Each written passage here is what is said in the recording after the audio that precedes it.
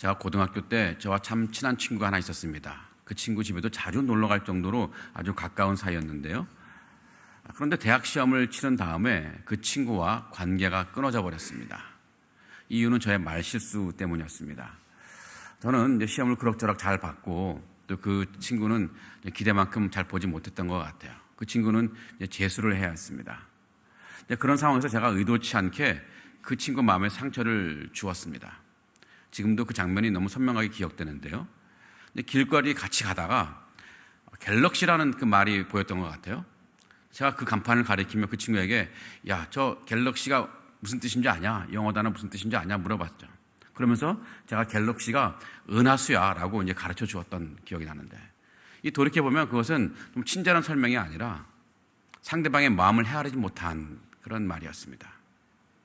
얼마 후 친구에게 편지가 왔습니다. 자기 마음이 많이 상했고 다시는 저를 보고 싶지 않다는 거예요. 관계가 다 끊어져 버렸습니다. 너무나 좋은 친구였는데 지금부터 한 3, 40년 전의 일인데도 그 친구만 생각하면 마음이 무거워지고 아파오는 거예요. 사람과의 관계가 이렇게 끊어질 때 참 우리는 많이 힘들어합니다. 그런데 이것보다 더 훨씬 심각한 관계 단절이 있습니다. 아니, 심각한 정도가 아니라 우리 인생의 치명적인 문제가 되는 관계 단절이 있어요. 바로 하나님과 인간 사이의 관계 단절입니다.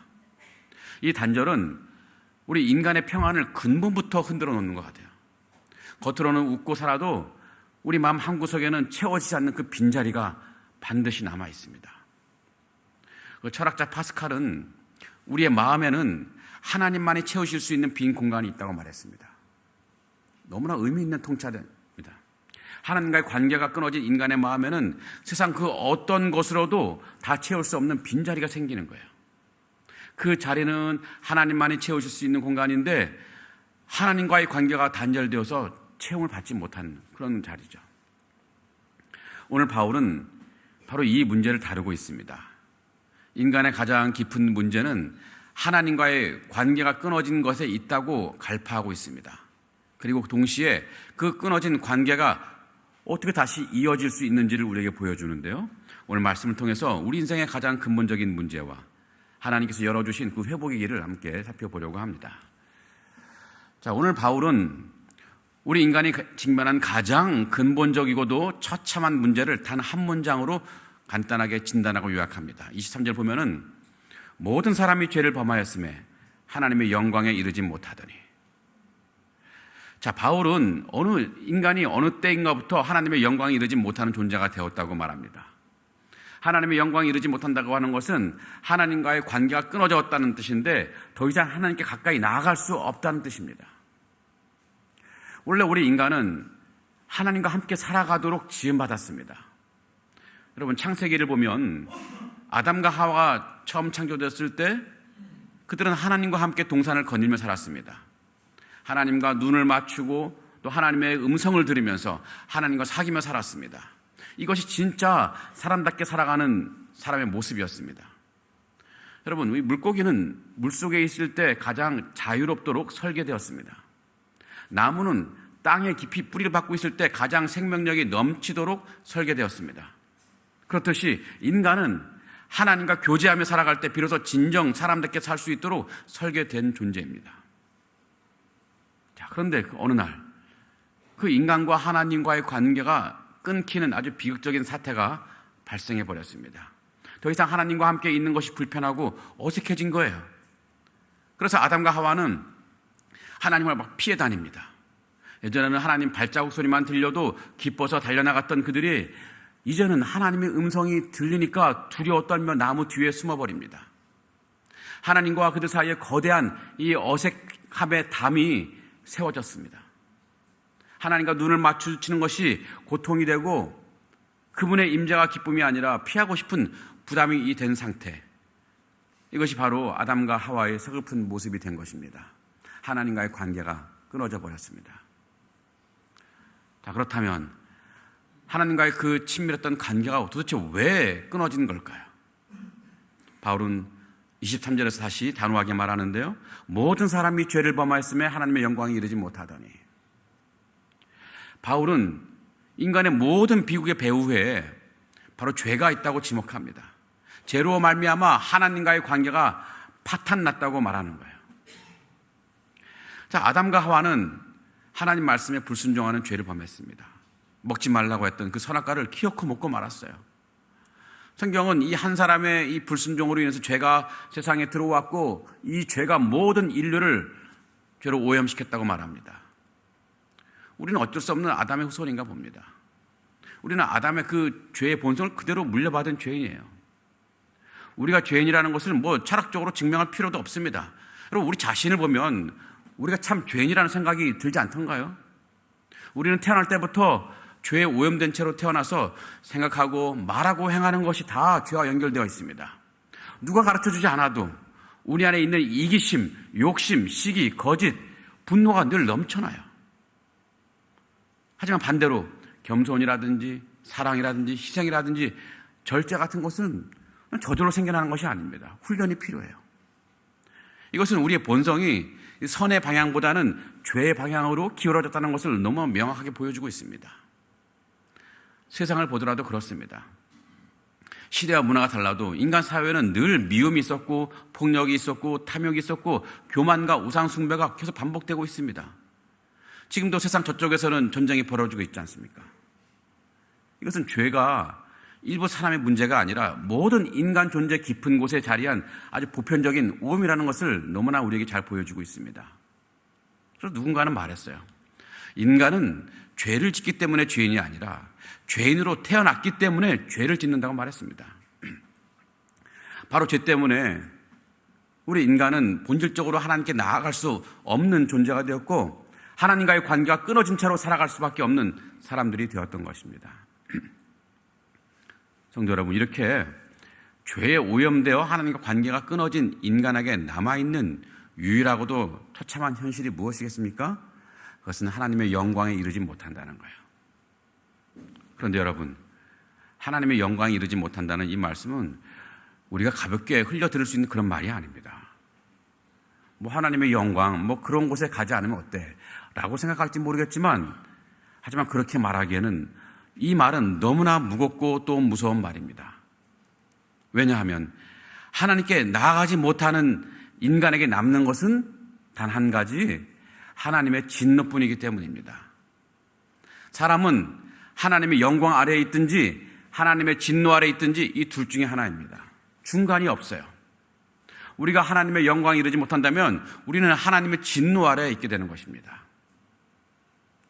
그런데 우리가 죄 때문에 하나님의 영광에 이르지 못하는 그런 존재가 되었으니 우리 어디에 있습니까? 우리는 하나님의 진노 아래에 있는 존재입니다. 우리는 마치 사형 선고를 받고 집행을 기다리는 죄수의 처지에 있는 것과 마찬가지입니다. 사형 선고를 받고 집행을 기다리는 죄수. 여러분, 이 사형 선고를 받고 집행을 기다리는 죄수의 심정을 한번 생각해 본 적이 있습니까?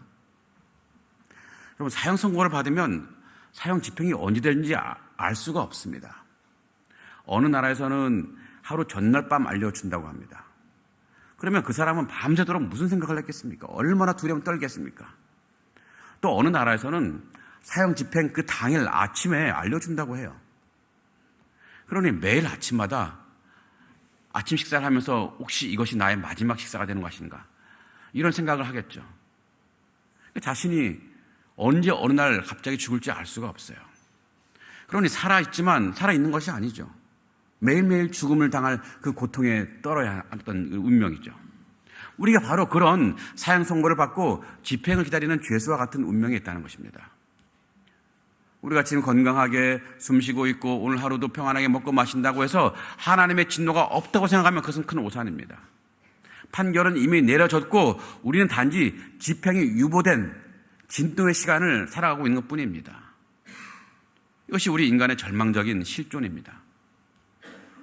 인간의 이런 상태가 더욱 절망적인 것은 우리가 이 상태에서 벗어날 수가 없다는 거예요. 여러분, 사형수가 감옥 안에서 개과천선했다고 이게 뭐가 바뀌는 게 있습니까? 감옥 청소를 열심히 하고 다른 죄수들에게 선을 베풀고 하루 종일 눈물 흘리며 참회합니다. 또 그래서 교도관들이 칭찬합니다. 하지만 여러분, 그렇게 감옥 안에서 착한 사형수가 된다 한들 사형 선고가 취소되는 것은 아닙니다.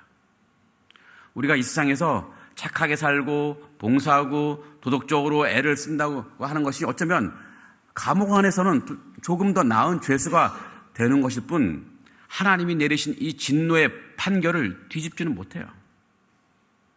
그렇다고 우리가 감옥문을 부수거나 타락할 수도 없습니다. 왜냐하면 그 감옥문이 너무나 견고하거든요. 그에 비해 우리 힘은 너무나 미약합니다. 우리는 우리 스스로를 구원할 능력이 없습니다.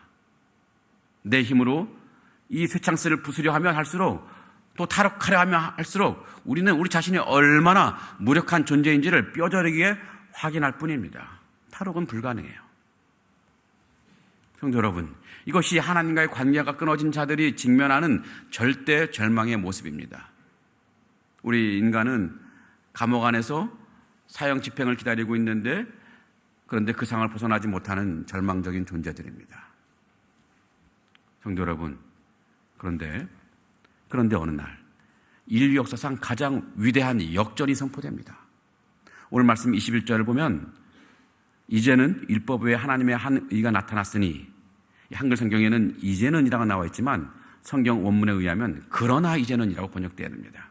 영어로는 but now. 세상에서 가장 위대하고 가장 유쾌한 역전의 단어, 그러나 이제는. 인류는 이제까지 절망스러운 사형수 감옥 안에 갇혀 있었습니다.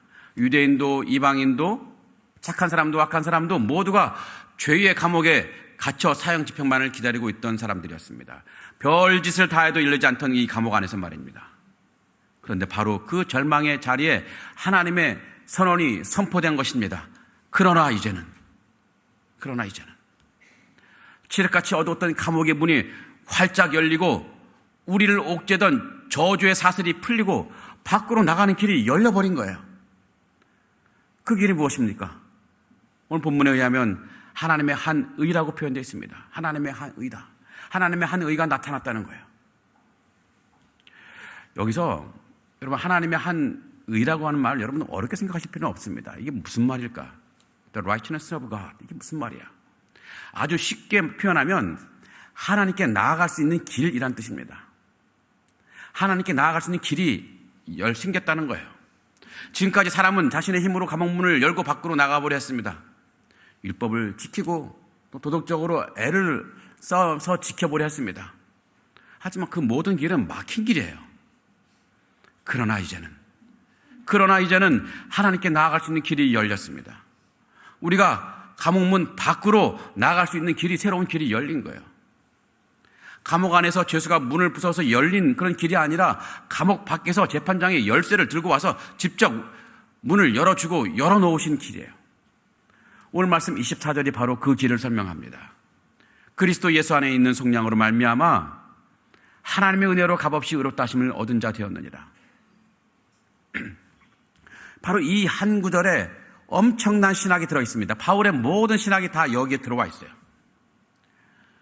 이 말씀은 하나님의 진노 아래에 있던 우리가 어떻게 의롭다 하심을 얻은 자가 되었느냐는 것입니다. 어떻게 구원받은 자가 되었느냐는 거예요.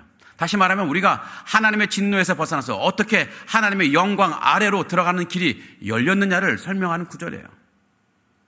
여기는 우리가 꼭 붙잡아야 할 두 가지 구원의 핵심적인 원리가 두 개 있는데요. 자, 첫 번째로는 하나님의 은혜로 값없이라는 것입니다. 하나님의 은혜로 값없이. 이 재판장이신 하나님이 이 감옥문을 딱 여시면서 선포하신 첫 번째 원리는 하나님의 은혜로 값없이 문을 열어주셨다는 것입니다. 이것은 우리 인간의 입장에서 바라본 구원의 성격인데요. 사형 선고를 받은 죄인은 스스로를 구원할 능력이 없습니다. 그런데 어느 날 갑자기 감옥문이 열리고 너는 이제부터 자유야 라는 선언이 들려온 것입니다. 깜짝 놀라겠죠. 죄인의 입장에서는 이보다 더 놀라운 소식은 없어요. 아니, 나는 아무것도 한 것이 없는데 이 모든 것이 공짜로 주어지니까 얼마나 놀라운 일입니까? 저희 집 딸 아이가 한국에서 석사까지 마치고 미국에서 공부하고 싶어 했습니다. 미국 학교에서 박사과정 진학하고 싶어 했는데 사실 부모인 저로서는 굉장히 걱정이 되었습니다. 여러분도 아시다시피 이 미국 대학의 학비와 생활비는 엄청 비싸요. 그리고 요즘 또 환율이 얼마나 심각합니까? 솔직히 우리 형편으로는 그 어마어마한 경비를 도저히 감당할 수가 없어요. 이 딸의 꿈은 간절했지만 현실의 벽은 너무너무 높았습니다. 그런데 어느 날 학교 측으로부터 믿기지 않는 소식이 날라왔습니다. 등록금 전액 면제, 매달 생활비 지급, 거기에 의료보험까지 지원해 주겠다는 그런 편지가 온 것입니다. 그래서 지금 그 딸은 그 학교를 공짜로 다녀요. 돈을 내기는커녕 생활비를 받으면서 공부하고 있습니다. 우리 집에서 제일 부자예요. 제 딸의 입장에서 보면은 이 유학생활을 한 단어로 정의하면 뭡니까? 바로 은혜입니다. 그저 학교의 은혜로 값없이 이 아이는 공부하고 있어요. 우리에게 주어진 구원이 바로 이런 것입니다. 하나님의 은혜로 값없이 우리의 공짜로 열린 그 길, 우리 앞에 그 길이 열린 것입니다. 그런데 여러분, 여기서 정말 중요하게 생각할 질문이 하나 있습니다. 저희 딸에게는 그 공짜인 그 유학생활이 과연 학교 측에도 공짜일까요? 아닙니다. 학교 측에서는 엄청난 비용이 들어가요. 대략 1년에 한 1억 원 정도 우리 딸에게 붙는 거예요. 매년 1억 원 정도, 한 5년까지. 그러니까 한 5억 원 정도 되는 비용을 우리 딸을 위해서 학교에서 돈을 지불하는 거예요. 딸에게는 이 은혜이지만 학교 측에서는 엄청난 비용인 것입니다. 여러분, 우리에게 열린 구원의 길은 우리에서는 공짜이지만 하나님에게는 엄청 큰 비용이 들어간 거예요. 그 비용이 뭡니까? 바로 그리스도 예수 안에 있는 속량입니다. 그리스도 예수 안에 있는 속량으로 말미암아. 단순하게 말한다면 우리에게 구원의 길을 열어주시기 위해서 예수 그리스도의 십자가 죽음이라는 엄청난 비용이 들었다는 거예요. 여러분, 이 속량이라는 말, 이 로마 시대 당시 이제 노예 시장에서 사용되던 말인데요. 노예 시장에 나온 한 노예가 이제 좀 있으면 누군가에게 팔려서 죽도록 고생할 운명에 처해 있습니다. 그런데 그때 어떤 부유한 사람이 나타났습니다. 그리고 그 노예 주인에게 돈을 내고 그 노예를 삽니다. 그리고는 그 노예 손을 잡고 이제 시장 밖으로 나가면서 이렇게 말합니다. 이제 너는 자유다. 내가 네 몸값을 다 치렀다. 이제 너를 구속하던 노예 장부는 내가 다 찢어버리겠다. 이것이 바로 속량입니다. 값을 다 치르고 나서 자유하게 하는 것. 이것이 바로 속량입니다. 그리스도 예수 안에 있는 속량이라는 말은 예수 그리스도께서 십자가에서 그 비용을 다 지불했다는 것입니다. 그래서 자신의 생명을 다 내어주면서 우리에게 이 죄로부터의 자유, 죽음으로부터 자유, 죄의 용서의 길, 구원의 길을 열어주신 것입니다. 그러니까 이 구원의 길이 우리 입장에서는 은혜로 값없이 받은 것이지만 하나님 입장에서는 엄청난 비용이 들어간 거예요. 그 비용이 바로 예수 그리스도의 십자가 죽음입니다. 그 과정을 통해 감옥문이 열리고 밖으로 나가는 길이 열린 것입니다. 그렇습니다, 성도 여러분. 이제 길이 열렸습니다. 재판장이신 하나님이 직접 오셔서 예수 그리스도의 생명이라는 엄청난 이 몸값을 지불하고 감옥문을 열어주신 것입니다. 그렇다면 여러분, 우리는 어떻게 해야 될까요? 어떻게 해야 우리는 하나님께 나아갈 수 있습니까? 오늘 본문은 그 길을 분명하게 제시하는데 22절을 볼까요? 곧 예수 그리스도를 믿음으로 말미암아 모든 믿는 자에게 미치는 하나님의 의인이 차별이 없느니라. 자, 이 열린 길, 하나님께 나아가는 그 통로는 바로 예수 그리스도를 믿음으로입니다. 곧 우리가 예수 그리스도를 믿을 때 우리는 예수 그리스도께서 십자가 죽음으로 마련하신 길, 구원의 길, 하나님께로 나아가는 길, 그 길을 갈 수 있는 거예요. 여러분, 어떤 사람들은 자꾸 믿음을 어렵게 생각합니다. 내가 더 뜨겁게 믿어야 하는 것 아닌가? 이 정도의 믿음으로 내가 구원받을 수 있는가? 내가 흔들리지 않는 강철 같은 확신이 있어야 구원받는 것 아닌가라고 우리 생각을 해요. 하지만 여러분, 성경이 말하는 그런 믿음은 그런 고난도의 기술이 아닙니다. 믿음은 감옥문을 부수고 나가는 힘이 아니에요. 문은 이미 하나님이 여셨습니다. 믿음은 그저 열려있는 문으로 내 발을 내딛는 것뿐입니다. 우리 집 딸아이가 전액 장학금을 주겠다고 통지 왔을 때 해야 될 일이 무엇입니까? 딱 하나밖에 없는 거예요. 그냥 그 통지를 믿고 미국 학교에 들어가는 것뿐입니다. 구원도 마찬가지입니다. 믿음이란 하나님의 아들이신 예수 그리스도께서 나를 위해 죽으셨다는 것을 믿는 것인데, 또한 그 예수님의 죽으심으로 인해서 내가 죄 사함을 받고 영원한 생명을 얻었다는 것을 받아들이는 거예요. 그리고 이제 예수님이 내 인생의 참된 주인이심을 인정하면서 주님이 열어주시는 길로 주님께 나가는 것뿐입니다. 이것이 바로 믿음이에요. 자, 바로 그때 우리가 믿음의 길로 나아갈 때 우리에게 무슨 일이 일어납니까? 상상할 수 없는 거룩한 역전이 일어납니다. 어두운 진노의 감옥에 갇혀 사형 집행만을 기다리던 우리가 이제 하나님의 찬란한 영광의 빛 안으로 들어가게 되는 거예요. 하나님과 우리 사이를 가로막았던 그 무서운 심판이, 그 담이 무너져버리고 하나님과 우리의 관계는 원수의 관계에서 이제 아버지와 자녀의 관계로 완전히 역전되고 완전히 바뀌게 되는 것입니다. 더 이상 하나님은 진노의 재판장으로 우리 앞에 서 계시는 것이 아니라 우리를 사랑으로 받아주시는 아버지의 모습으로 우리 앞에 서 계시는 것입니다. 이것이 바로 예수 그리스도를 통한 복음이 이뤄내는 거룩한 역전인 것입니다. 그렇다면 여러분, 이 위대한 역전의 드라마, 이 눈물겨운 사랑의 역사가 시작된 것이 어디겠습니까? 어디서 이 모든 일이 이루어졌습니까? 바로 십자가입니다. 바로 십자가예요. 십자가는 하나님의 무서운 진노가 우리 위에 쏟아져야 할 그 자리에 하나님의 아들의 피가 대신 쏟아짐으로 우리에게 구원의 문이 열려진 곳입니다. 십자가가 있었기 때문에 재판장이신 하나님께서 우리의 아버지가 되어주시고, 십자가가 있었기 때문에 죄인인 우리가 하나님의 자녀가 되는 길이 열린 것입니다. 십자가는 우리를 맡고 있던 모든 진노와 심판의 담을 다 허무시고 하나님과 화목하게 된 이 거룩한 역전의 현장입니다. 우리는 놀랍게도, 정말 감사하게도 우리 예수 그리스도를 믿지 않습니까? 예수 그리스도를 믿어서 이제 예수님께서 열어놓으신 그 길을 우리는 가고 있는 사람들이에요. 세상에서 가장 복된 사람들입니다. 여러분, 그러기에 이제 살아가는 동안 우리가 해야 할 일은 매일매일 십자가를 바라보며 살아가는 것입니다. 여러분, 죄책감에 눌릴 때 우리의 죄가 용서받은 십자가를 바라보며 살아가시기 바랍니다. 여러분, 과거의 실수와 허물이 계속 자꾸 떠올라서 야, 너 같은 사람이 무슨 하나님의 자녀가 될 수 있느냐라는 이 정죄 소리가 들릴 때 십자가 위에서 이미 찢어진 우리의 사형 판결문을 떠올리시기 바랍니다. 그 위에서 찢어버려진 우리의 노예 계약서를 생각해 보시기 바랍니다. 주님은 그 십자가에서 우리의 모든 죄값을 다 치르셨어요.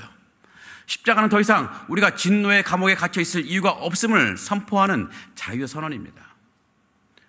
여러분, 죄책감에 눌릴 때 십자가를 바라보시고 자유하시기 바랍니다. 또한 내 모습이 한없이 초라하게 느껴질 때도 십자가를 바라보시기 바랍니다. 세상의 기준으로는 내 삶이 뭔가 뒤처지는 것 같기도 하고 남들과 비교해서 내 인생이 작고 초라하게 보여질 때 십자가를 통해 여러분의 진짜 가치를 다시 한번 바라보는 그런 시간이 되면 좋겠습니다. 여러분, 하나님은 우리 한 사람을 구원하시기 위해서 자기 아들을 내어주셨어요. 우리는 세상의 그런 평가로 매겨질 수 있는 그런 존재가 아닙니다. 우리는 예수 그리스도의 피값으로 사신 존귀한 하나님의 자녀입니다. 십자가는 우리가 하나님 앞에서 얼마나 소중한 존재인지를 확증하는 이 사랑의 증거입니다. 그러니 내가 내 자신이 이 세상 가운데 초라하게 느껴질 때 십자가를 바라보고 힘을 내신 여러분 되길 바랍니다. 또한 내 삶의 모든 일이 잘 풀리고 형통의 길을 걸어갈 때도 우리는 십자가를 바라보아야 됩니다. 내 실력으로 내가 여기까지 온 것처럼 느껴질 때 십자가는 우리에게 다시 한번 가르쳐 줍니다. 우리가 받은 구원도, 우리가 누리는 이 은혜도, 우리가 서 있는 지금 이 자리도 다 하나님이 거저 주신 것이다. 그러기에 우리가 자랑할 것은 우리의 능력이 아니라 자격 없는 나를 위해서 길을 열어주신 하나님의 은혜뿐인 것입니다. 십자가는 우리의 교만을 꺾고 다시 은혜 앞에 무릎을 꿇게 합니다. 여러분, 내가 잘났다고 생각할 때, 내가 교만한 마음이 들 때 다시 한번 십자가를 바라보고 겸손해지는 우리 신앙이 되기를 간절히 기원합니다. 성도 여러분, 오늘 우리가 예배 끝에 성찬식이 있는데 이제 이 은혜의 십자가를 바라보며 성찬의 자리에 나오시는 여러분 되길 바랍니다. 예수님의 몸인 떡을 받을 때 죄책감에 눌렸던 우리 영혼이 다시 한번 자유를 얻기 바랍니다. 예수님의 보혈인 잔을 받을 때 초라함에 가려졌던 우리 존귀함이 회복되기를 바랍니다. 또한 우리 손에 쥐고 있던 이 작은 공로와 자랑을 내려놓고 오직 주님의 공로, 십자가의 공로만을 의지하는 우리가 되면 좋겠습니다. 이제 우리의 아버지의 집, 그 찬란한 영광의 자리로 우린 담대히 들어갈 것입니다. 진노는 다 끝나버렸습니다. 그리고 하나님의 영광이 우리 앞에 열려 있습니다. 우리를 위해 십자가에서 죽으시고 다시 살아나신 오직 그리스도께 영광을 올려드리는 우리 인생 되기를 간절히 기원합니다. 아멘. 기도하겠습니다. 좋으신 하나님, 저로 말미암아 하나님과 멀어졌던 우리를 예수 그리스도의 십자가로 다시 하나님께로 가까이 불러주심에 감사를 드립니다. 진노 아래 있던 우리에게 은혜를 베푸시고 원수되었던 우리를 자녀 삼아주신 그 놀라운 사랑을 찬양합니다. 주님, 오늘도 십자가를 바라보게 하시고 우리의 죄책감과 두려움과 교만을 그 앞에 내려놓게 하여 주옵소서. 그리스도의 피로 화목하게 된 우리를 감사하게 주님께 모든 것을 올려드리며 또 주님의 은혜를 깊이 믿게 하시고 감사와 믿음으로 성찬에 참여하는 우리가 되게 하여 주옵소서. 떡과 잔을 받으며 우리가 하나님의 사랑받는 자녀임을 다시 한번 확신하게 하시고 하나님과 더욱 가까이 동행하는 삶을 살도록 우리를 인도하여 주시옵소서. 예수 그리스도 이름으로 간절히 기원합니다. 아멘. 성도 여러분, 오늘 우리는 올해 첫 번째 성찬에 참여하려고 합니다. 이 성찬 예식은 우리 주 예수 그리스도께서 친히 세우신 거룩한 예식입니다. 예수님께서는 십자가를 지시기 전날 밤 우리 제자들과 함께 마지막 식사를 나누시면서 이 예식을 제정했습니다. 그리고 떡을 떼어 주시면서 이것이 예수님의 몸이니 이 몸을 기억하라 하셨고, 또 잔을 주시면서 이것이 나의 피니 이 피를 기억하라고 말씀하셨습니다. 그러게 성찬은 우리를 위해서, 우리의 구원을 위해서 몸을 내어주시고 피를 흘리신 주님의 이 죽으심을 기념하는 예식입니다. 주님의 죽으심을 우리가 기념한다고 하는 것은 두 가지 의미가 있는데, 첫 번째로는 주님께서 우리를 구원하시기 위해서 자신의 몸을 내어주신 그 사랑을 기억하는 것입니다. 또한 두 번째는요, 주님께서 흘리신 피로 하나님과 우리 사이에 깨졌던 이 관계가 회복되어진 이 은혜를 기억하는 것입니다.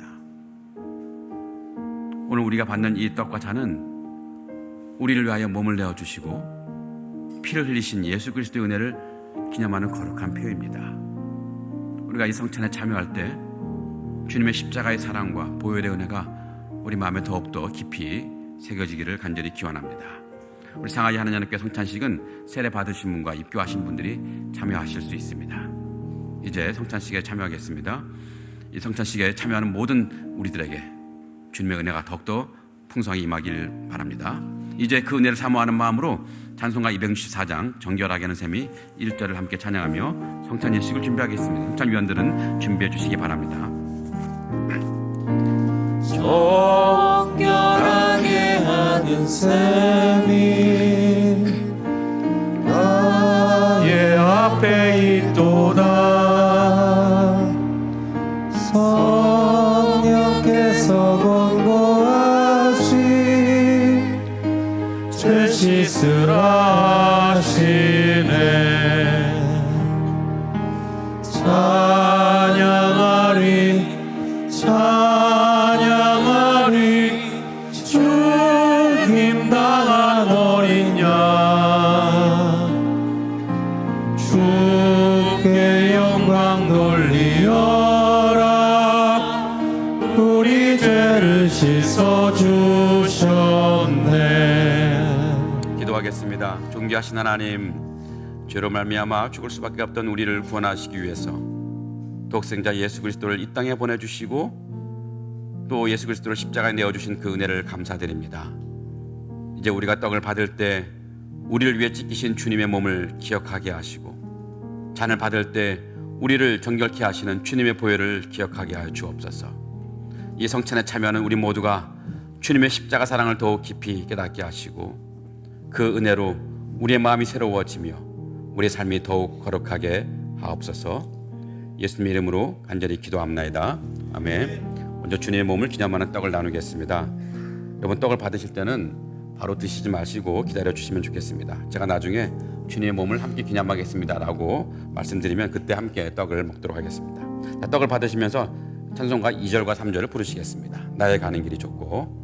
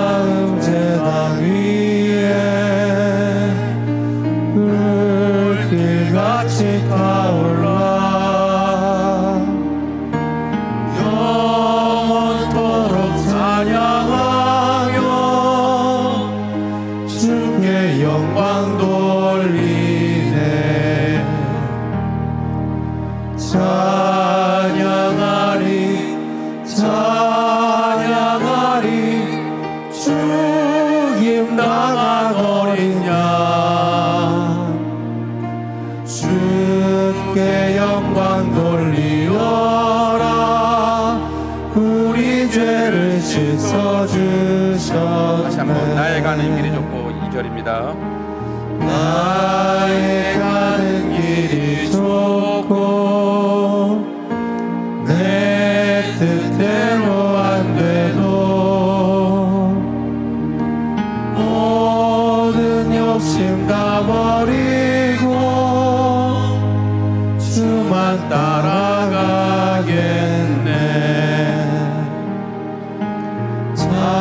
찬양하리 찬양하리 죽임 당한 어린 양 주께 영광 돌리어라 우리 죄를 씻어주셨네. 찬양하리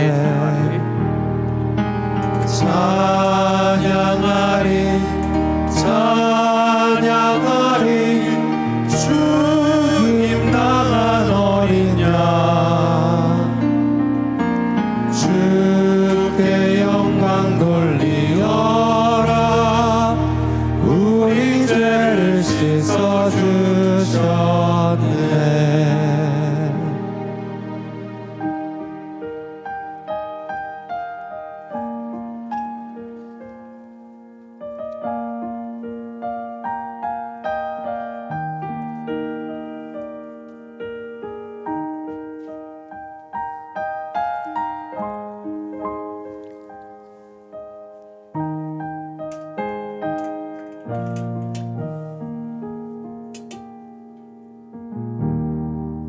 성경은 이렇게 말합니다.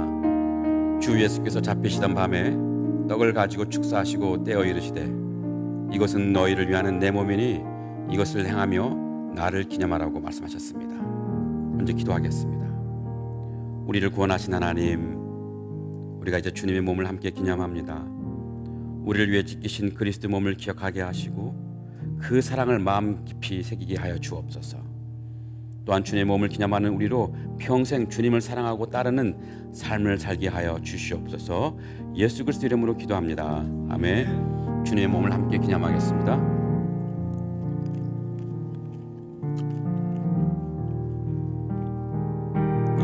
이제 계속해서 주님의 보혈을 기념하는 잔을 나누겠습니다. 잔을 받으실 때도 여러분 기다려 주시기 바랍니다. 나중에 주님의 보혈을 함께 기념하겠습니다라고 말할 때 함께 기념하도록 하겠습니다.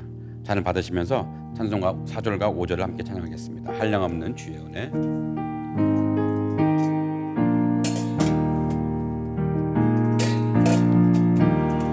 한량없는 주의 은혜 나를 영접하셨네. 내가 지은 모든 죄와 법을 용서하셨네.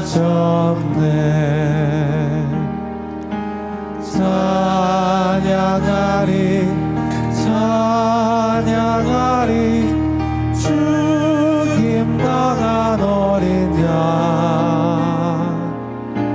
주께 영광 돌리어라 우리 죄를 씻어주셨네.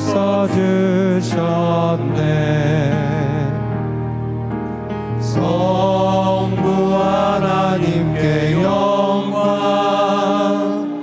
성자 예수께 영광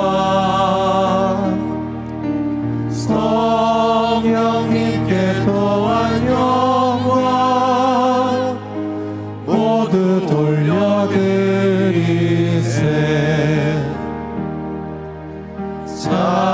찬양하리 찬양하리 죽임 당한 어린 양 주께 영광 돌리어라 우리 죄를 씻어주셨네. 사전이다 한량없는 주의 은혜. 한량없는 주의 은혜 나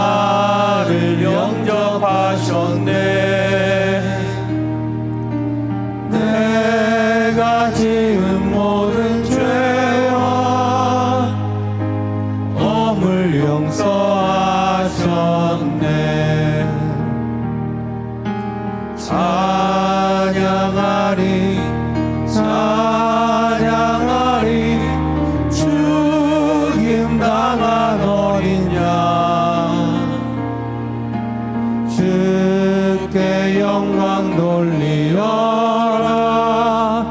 우리 죄를 씻어주셨네. 성부 하나님께 성부 하나님께 영광 성자 예수께 영광 성령님께 또한 영광 모두 돌려드리세.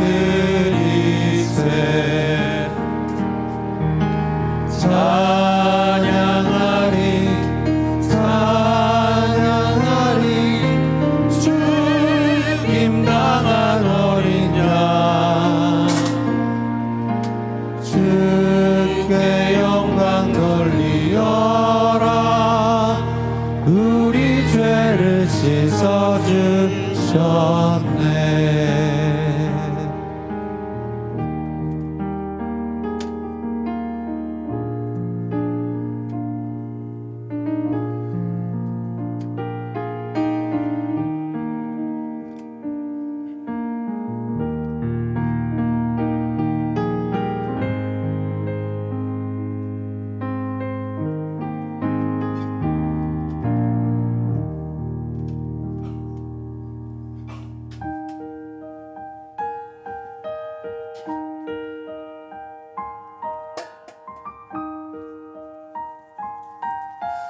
성경은 이렇게 말합니다. 식후에 또한 그와 같이 잔을 가지시고 이르시되 이 잔은 내 피로 세운 새 언약이니 이것을 행하여 마실 때마다 나를 기념하라. 기도하겠습니다. 우리를 구원하신 아버지 하나님, 우리가 이제 주님의 보혈을 함께 기념합니다. 우리를 위하여 흘리신 그리스도의 피를 기억하게 하시고 그 보혈의 은혜를 마음 깊이 새기게 하여 주옵소서. 또한 주님의 피로 새 언약의 은혜를 입은 우리로 하여금 감사와 헌신으로 주님을 따르는 삶을 살게 하여 주옵소서. 예수님의 이름으로 기도합니다. 아멘. 주님의 보혈을 함께 기념하겠습니다. 한 번 더 기도하겠습니다. 우리를 구원하신 하나님, 우리가 한 마음으로 주님의 몸을 기념하고 또 주님의 보혈을 기념했습니다. 이 성찬을 통하여 우리를 향한 주님의 사랑과 은혜를 다시 깊이 새기게 하시고 우리의 마음이 더욱더 주님께로 향하는 우리가 되게 하여 주옵소서.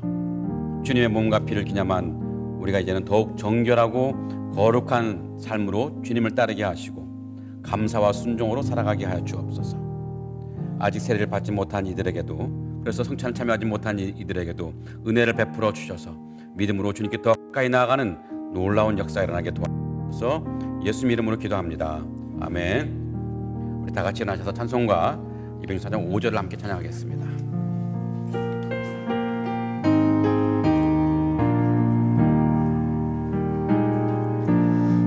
성부 하나님께 영광 성자 예수께 영광 성령님께 또한 영광 모두 돌려드리세.